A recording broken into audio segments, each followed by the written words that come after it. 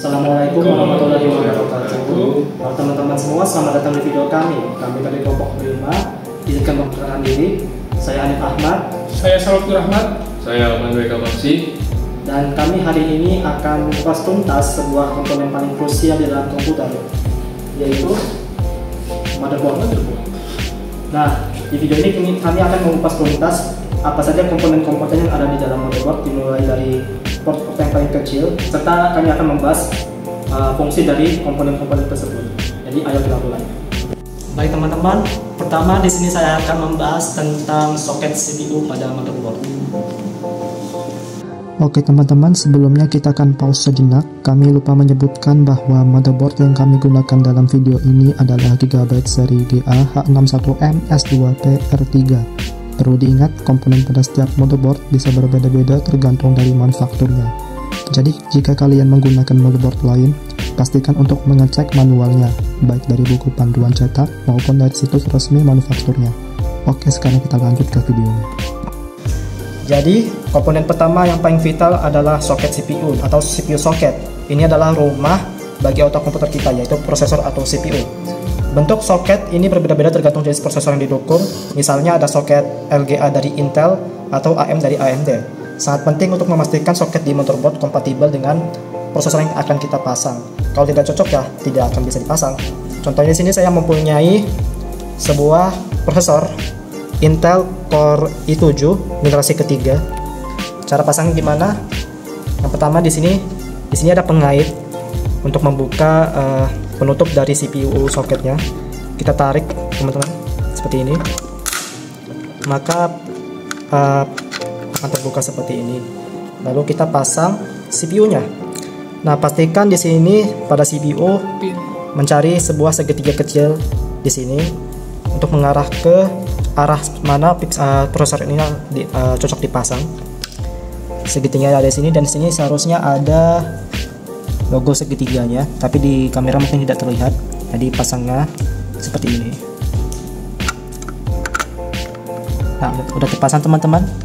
Selanjutnya tinggal kita tutup seperti ini, lalu tarik pengaitnya sampai dia terkunci. Ini harus bisa, tapi agak kuat teman-teman. Nah, ini sudah terpasang, dan selanjutnya di sini kita punya heatsink. Ada lubang, 4 lubang di sini. 4 lubang ini akan digunakan untuk mengunci heatsink. Jadi heatsink ini berfungsinya untuk mendinginkan prosesor, karena prosesor sangat panas ya teman-teman. Pasangnya seperti ini. Ini hanya gimmick teman-teman ya, karena kuncinya agak susah untuk dipasang. Oh, kebalik. Seperti ini. Lalu ini ada kabel.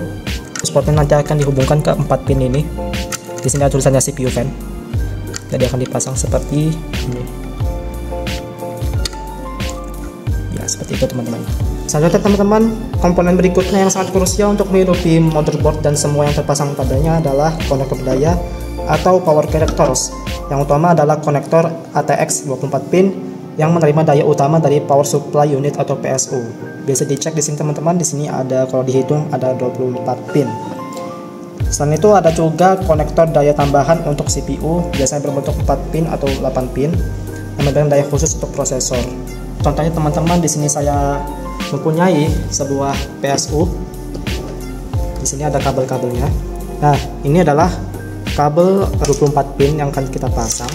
Cara pasangan teman-teman seperti ini. Nah, jika sudah terpasang seperti ini, maka PSU sudah bisa terhubung powernya ke dalam motherboard. Selanjutnya adalah 4 pin buat prosesor. Ini teman-teman, dihubungkan ke sini. Nah, seperti itu teman-teman. Jadi port 4 pin untuk prosesor dan port 24 pin untuk PSU sudah terpasang. Oke teman-teman, selain di port di belakang ada juga konektor untuk panel depan berupa casing. Untuk casing maksudnya, ini disebut dengan konektor panel depan atau front panel connector.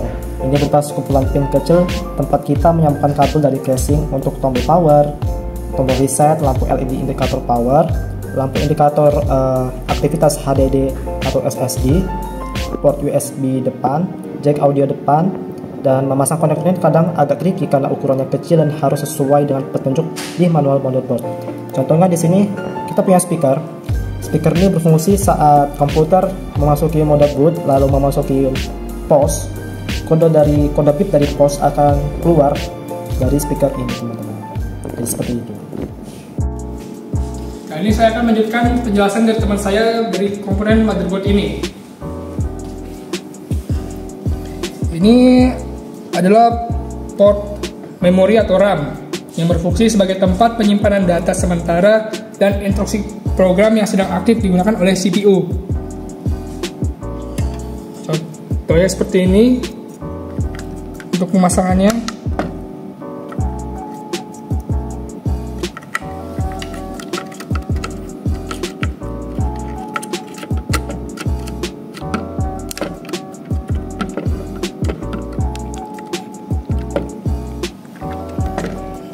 Dan ini adalah SATA port yang menghubungkan perangkat penyimpanan data permanen seperti hard disk drive dan solid state drive. Ini adalah CMOS baterai yang memberikan daya ke chip CMOS agar dapat menyimpan pengaturan BIOS atau UEFI seperti tanggal, waktu urutan boot dan konfigurasi perangkat keras meskipun komputer dalam keadaan mati.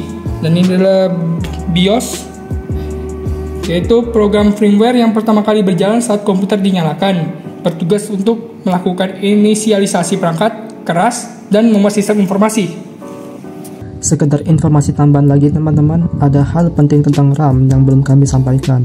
Jadi RAM itu ada dua tipe utama, yaitu DIMM dan SODIMM. DIMM biasanya digunakan pada motherboard desktop, sementara SODIMM lebih umum dipakai di laptop. Nah, jenis RAM yang sering kita temui adalah DDR, yang punya beberapa versi, mulai dari DDR3, DDR4, hingga yang terbaru yaitu DDR5. Pada motherboard yang kita gunakan yaitu Gigabyte seri GA-H61M S2PR3, tersedia dua slot memori yang hanya mendukung RAM tipe DDR3 DIMM. Jadi sebelum kalian membeli RAM, pastikan dulu untuk cek motherboard kalian, supaya tahu tipe dan jenis RAM yang kompatibel dengan slot memori yang ada. Oke, kita lanjut lagi ke videonya. Di sini saya akan menjelaskan bagian-bagian port yang ada pada motherboard ini. Yang pertama adalah PS2. Biasa, PS2 ini memiliki dua warna, yaitu hijau dan ungu. Nah, pada port yang berwarna hijau ini biasa digunakan untuk keyboard versi lama. Untuk berwarna ungu biasanya digunakan untuk mouse versi lama. Kita lanjut ke bagian ketiga, yaitu port paralel. Port paralel ini biasanya digunakan untuk printer versi lama yang masih menggunakan kabel paralel. Di bawahnya ada port DB9, biasanya digunakan buat mouse yang masih serial, juga bisa digunakan untuk printer, biasa digunakan pada industri-industri lama. Yang biru ini merupakan port VGA yang menghubungkan komputer ke monitor menggunakan kabel VGA. Lanjut ke bagian sini, di sini ada dua pasang port USB. Yang pertama biru ini merupakan USB 3.0. Yang dua di bawah ini merupakan USB 2.0. Di atasnya ada port untuk Ethernet, biasa digunakan untuk menghubungkan internet menggunakan konektor RJ45. Kita lanjut. Di bagian sini, ini merupakan port audio. Dia memiliki 3 warna. Yang pertama adalah warna biru. Biru ini digunakan untuk menginput suara dari perangkat eksternal. Yang hijau berfungsi untuk mengoutputkan suara ke speaker atau handphone. Yang ketiga ada warna merah muda. Biasa untuk mic in atau untuk input mikrofon. Lanjut pada bagian sini. Ini yang biru merupakan PCIe X16. Ini digunakan untuk memasang GPU atau graphics card. Nah, untuk di bawah dua ini merupakan PCIe 2.0. Nah, biasa ini digunakan untuk kartu tambahan. Biasanya kita memasang NIC wireless. Oke, kita pasang.